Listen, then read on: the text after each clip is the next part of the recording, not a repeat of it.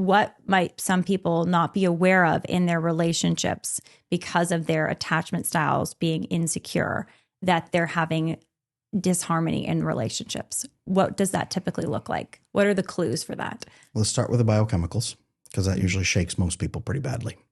So when you have poor attachment, whether it's anxious attachment, avoidant attachment, or disorganized, what tends to happen is your oxytocin is very low. When your oxytocin is very low, your GABA is very low. When your GABA is low, your cortisol is high and unregulated all the time. When that's low, or when that's high, your serotonin is very low. Okay.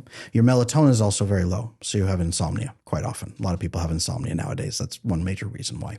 So you're looking at low oxytocin, low serotonin, low GABA, and then this other bonding hormone, vasopressin. When we solve problems with people, we build trust through this bonding hormone called vasopressin. It sends a signal to our brain that says, this person's my ally. I should prioritize being with them. Okay, it's not romantic. Men have more receptors for it than women do. Women have them, but men have more. Okay, you're low on all of those when you have attachment issues. All that you have left is dopamine, unregulated cravings for dopamine all the time. Now, men focus on this because we should be getting intimacy, trust, love, connection with our family, our friends, and with a partner. And instead, we reprogram through dopamine. Is that addiction is one big one. And then social media, obviously, social for media, women too. It's sugar and food addictions, video game addiction, gambling addiction, hookup culture, one-night stands. Men actually get a lot of dopamine through sex and casual sex. Men don't release oxytocin the way that women do typically during climax or during casual sex experiences, especially with a partner that not connected to. I call this the cheeseburger effect. The woman goes in and has sex, and suddenly he's the best friend she's ever had in her life. He goes in and says, wow, that was a really tasty hamburger. I'll come here again when I'm hungry. And that's what's destroying women in hookup culture right now. It's devastating them because they think, a lot of women go out and say, if I have sex with him, he will love me. And a lot of women think that's all they offer, because a lot of women have never been in their feminine state. They've never been in their parasympathetic bonding system. They're not able to integrate successfully with the male nervous system. The female and male nervous systems actually are symbiotic. They work together. When the male nervous system keeps her safe and calm and regulated, he goes out into the horror and disaster of the world, experiences stress with a different system than hers and absorbs it, comes back calm and reintegrates with her. She pulls him and guides him into his parasympathetic and rests him. And that's actually where he begins to produce more human growth hormone for wound healing and muscle growth. He produces oxytocin that actually resolves his sleep. A lot of avoidant men, they go and they connect with a loving woman finally for the first time. And then he'll say, I sleep better when I'm at your house. It must be the blankets. And they don't understand that he's resting his nervous system with her, and she's integrating the way that women and wives are designed to rest and heal us, right? Our nervous systems. Do they have to go to bed at the same time for that?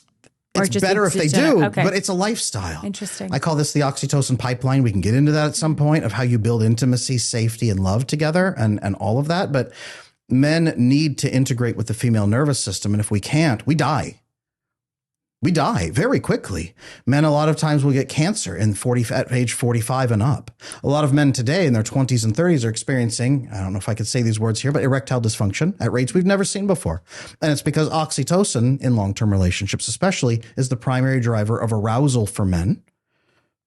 And when they don't have that, they have to rely on dopamine, which is very short-term based. 5 to 7 months into a relationship, his novelty dopamine with a woman dies and his desire for her dies.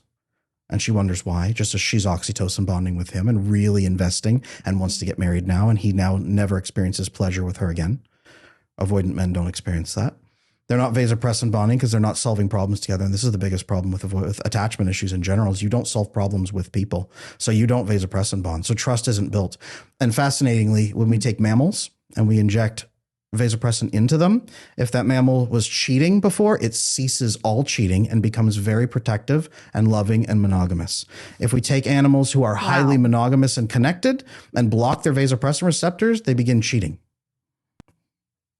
Vasopressin is one of the biggest indicators of monogamy. We are rewarded for solving problems with our loved ones. Well, and it's so beautiful because human beings uniquely can be monogamous because we can choose to love and we can choose to be rational and figure things out together like you're describing. It builds trust and special bonds. Right. And the animal kingdom, they don't have, a lot of the animal kingdom doesn't have monogamy. Some of it does, of course, but it's something special about humans. And this is a good point, because a lot of people say, especially men, I will just sacrifice my happiness and never feel pleasure or joy again after that 5 to 7 month window. I will just never feel good again and just choose to be in this dry marriage where we barely have sex and it's unhappy, right? We always say the wife's sex drive dies at 1 year. That's because at the female sex drive, if she's not feeling safe, secure, and securely bonded, her sex drive will die at 1 year, even in marriage, because it's just performative after that to make him happy. But even that starts to dry up. And then the man's novelty dopamine is gone at 5 to 7 months if he's not securely attached, right? So we look at Is this the sexless oxytocin marriages. pipeline? This is if we don't get it. Yeah, if we don't get it, insecure attachment. The man's sex drive dies at 5 to 7 months, and he's there just for the dopamine. He forgets she's even in the room while he's having his sex insecure experiences. attachment to her. To everybody, but yeah, especially to her. He's an insecure attached, Yes. but it'll of course impact the relationship. Yes. Okay, I want to go down that Let's do track it. that you're doing, and I want to hear about the oxytocin pipeline. So let's do that next.